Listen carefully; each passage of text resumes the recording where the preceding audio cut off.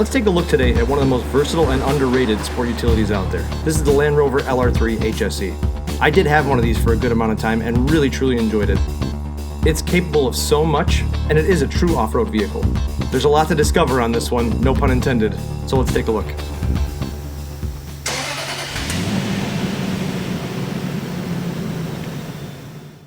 Under the hood of the LR3, you're going to find Land Rover's 4.4 liter V8 engine. Now this engine is based on the Jaguar 4.2 liter V8, which has been an unbelievably dependable engine, hence the reason they went with the same architecture. It's bored out a little bit more for a little bit more torque. This is mated to a 6-speed automatic, which is in turn routed to a full-time all-wheel drive system. Land Rovers are legendary as far as off-road prowess and capability. Some of you may know I did used to manage a Land Rover store, and I drove a lot of Land Rover demos. I actually had one of these for myself for about 6 months, and I was pleasantly surprised. It's probably one of my favorites because of that. And the time I've spent, but for 7 passengers, and as far as the technology and equipment you get in this truck, there's nothing else like it. Let's take a walk around because there's a lot to see. Let's take a walk around it. This is the HSE model. These are fully loaded.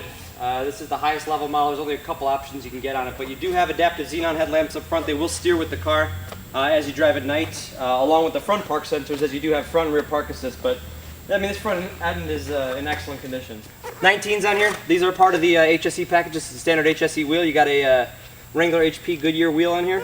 255 55 R19. But take a look down the side. The trim, the reflection in the paint. It's Java black over what they call alpaca leather. But it's a one-owner car. You can tell it definitely has been very well cared for. No dings, dents, or anything like that. Coming around to the rear, you can see the proper badging, V8 HSE model. Rear park sensors on the lower part there. It is a clamshell tailgate design, which we'll show you. You can see on the roof there, there's a little bubble on the top, and that is your navigation and satellite radio receiver.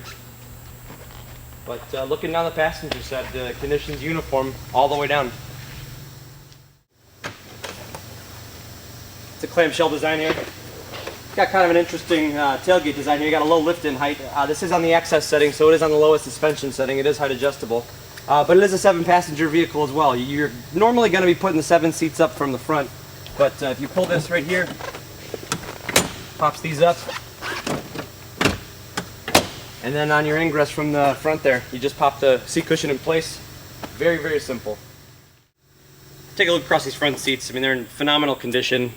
There's virtually nowhere. I mean, I can't really point anything out along here. You do have dual power seats here with memory for the driver, but the step in, knowing it's on the access height, I actually dropped myself down into it. You have a tilt and telescope steering wheel and visibility that if you've ever really been in a Range Rover, it parallels nothing.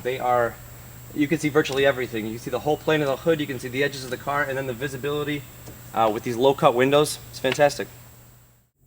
Just to give you an overview of the overall layout of the Land Rover. Very clean, nice, legible gauges. There's an automatic setting for the adaptive xenons up front. Voice activation. Radio tune 97.9 FM. Radio tune 97.9 FM. Pretty cool. Above that, you're going to find the factory navigation system. Now, this screen incorporates some other cool stuff too. I'll show you on-road, off-road navigation, but 4x4 info. This is pretty neat because when you're actually off-roading, it shows you all the articulation angles. You can actually see how the suspension will move with the car. This little button here is for the terrain response, which we'll show you in a little bit. But it does allow you to to better communicate with the truck in off-roading maneuvers. And I have taken these on extensive off-road trips. They're unbelievable. Can't believe you can fit 7 people and squeeze these things on the side of a mountain through little trees, and kind of nuts. Below that, DSC's dynamics stability control. This is the override for your park distance control. So anytime you pop in reverse, it's going to pop right on. See right there. Below that, Harman Kardon Logic 7 sound system. This does have satellite radio, but you have a 6-disc in-dash changer right here. This is a phenomenal stereo, 550 watts in the greenhouse, and this really makes it sound awesome. Below that, dual zone climate control, heated seats for the front occupants. You do have a heated windscreen. If you hit this button here, it's actually going to turn on the defrost, and there's tiny little elements in the window. You can't see them through the camera, but it's like it's almost like little defroster strips that go right through the glass. So that's pretty neat. Right here, you're gonna find the shifter for the 6-speed automatic. Just drop it and drive like any other automatic. Pop it into the left gate to go into sport mode. It's gonna allow the engine to rev higher before it shifts. And then you can also manually shift it, pull back to downshift, push forward to upshift if you so choose. Behind that, this is Land Rover's terrain response system. Now this is probably the most advanced form of traction control you're gonna find in any vehicle. You turn it once, you go to the grass, gravel, and snow setting. Obviously pretty self-explanatory. This one is called mud ruts. It's going to suggest you go into the low range, which is your high and low transfer case over here, because that is really probably something where you're going to need the extra torque to dig you out. Sand. This allows the traction control to actually allow a lot more wheel spin. It also amps the throttle response. If you put the car in sand, even if you're driving it down the street, the throttle will feel entirely different than the other modes.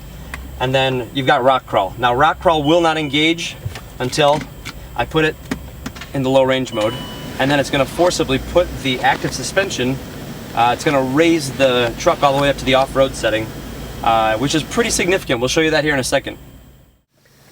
Inside the LR3 again, rear seats step in, it's perfect. Stadium style seating. I'm actually sitting higher than the front occupants, and there are 3 rows of glass in the roof of this. You got a power moonroof up front, but you have 2 glass roofs right above me, and I have a mesh shade I can throw right back there. But I do have heated seats for the outboard occupants here, as well as rear air conditioning, which is easy to customize for anybody that's sitting back. This is the configuration with all the seats folded. You really have a high roof line here, so cargo capacity's got to be amazing in here. It's one of the best I know of. But like I said, this 3rd row is really livable for a full-size adult. We go ahead and pop it up here, just as we did before. I'm going to flip this back. That'll lock back in place. Normally you just step right in. That'll tumble forward. I mean, I've got more than enough room here. When these flip up, I have sat back here.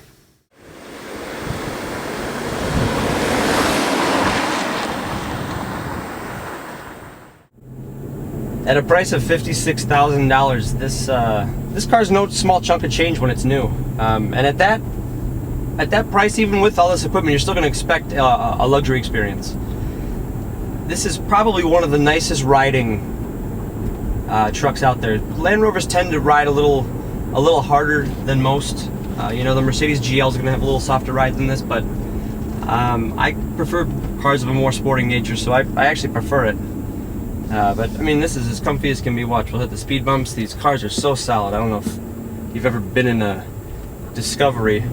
I guess they still call this a Discovery across the pond, but I mean, hitting speed bumps, that's pretty awesome. Talk about refinement. You got active suspension, height adjustable, great navigation system. I always say this is my favorite, and I don't know if it's just because it's probably the one I've spent the most amount of time with, but it's so simple to use. And when you put all of the, like here, the 4x4 info, if I give it a good enough turn, you'll actually be able to see the tires steer with the car, which is kind of neat.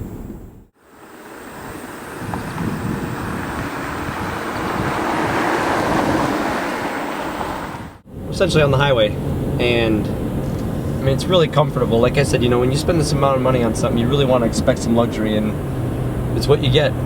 But just cruising along, you know, 60 miles an hour, you're as comfortable in this as you would be in any of the other Land Rovers. It's quiet, it's very refined, it's very smooth in what it does. It's got a transparent four-wheel drive system and a nice suspension for long distance traveling.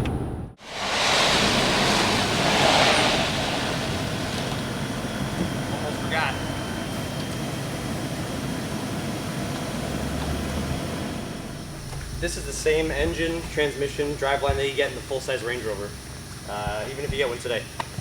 They are super smooth, super quiet, very, very refined, and I mean, I don't know what more technology you can pack into a truck at this level. That terrain response, the navigation system's phenomenal, Harman Kardon sound, great lights, great accommodations, 3 roofs, heated front and rear seats, automatic climate control, all that stuff. I mean, I could go on for a long time trying to point out more wonderful things about this truck, but it never ceases to amaze me. And it's been a while since I've driven one.